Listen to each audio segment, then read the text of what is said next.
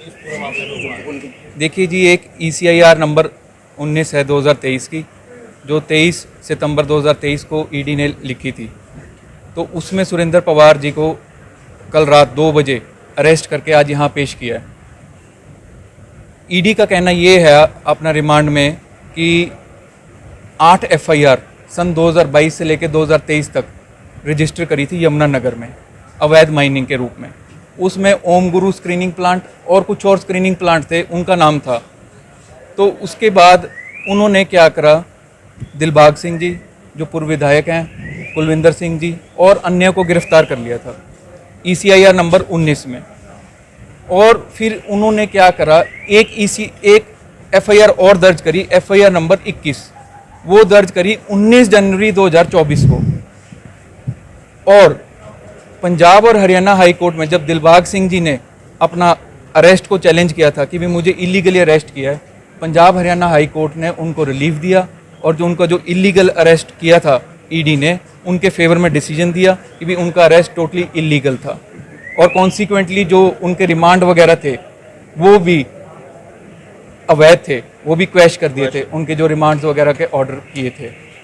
अब आज मेरे को ईडी ने मार्च 2024 से मेरे को लगातार सम्मन कर रही है।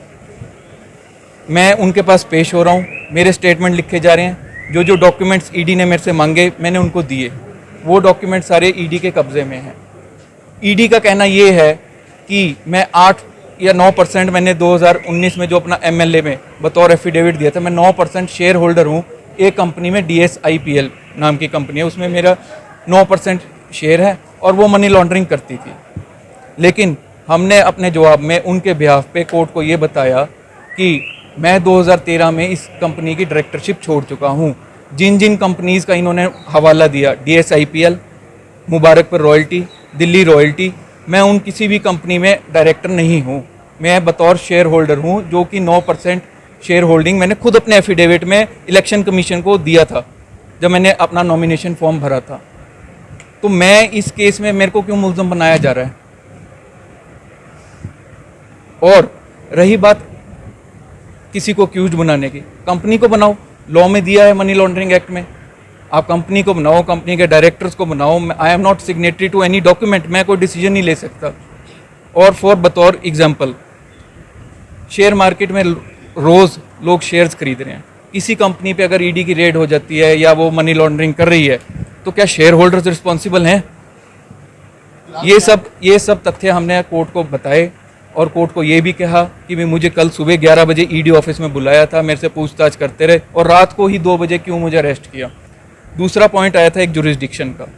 इसी केस में जब दिलबाग सिंह, कुलविंदर सिंह और अन्यों को जब अरेस्ट किया था ईडी ने, उनको पेश किया गुड़गांवा, उनकी जुरिस्डिक्शन दिखाई गुड़गांवा की, और मेरे को अरेस्ट करके यहाँ पेश कर रहे हैं।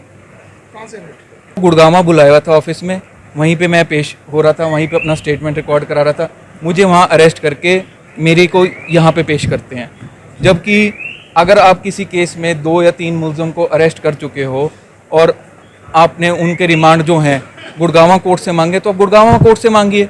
ऐसा भी नहीं है कि मैं किसी और स्टेट में हूँ और गुड़गांवा बहुत दूर है, मैं गुड़गांवा पहुँच नहीं सकता, मैं तो गुड़गांवा में ही था। अब क्या स्टेटस मुझे अब कोर्ट ने दोनों पक्षों की बहस सुन लिया, हमारी बहस सुन ली, ईडी की सुन लिए। उन्होंने 14 दिन का रिमांड मांगा है, ईडी का रिमांड, और अब वो कोर्ट ने ऑर्डर रिजर्व किया हुआ है। तो मुझे लगता है कि भी 4:30 या 5 बजे तक ऑर्डर आ जाएगा कोर्ट का कि भी इनको कितने दिन का रिमांड दिया जाए।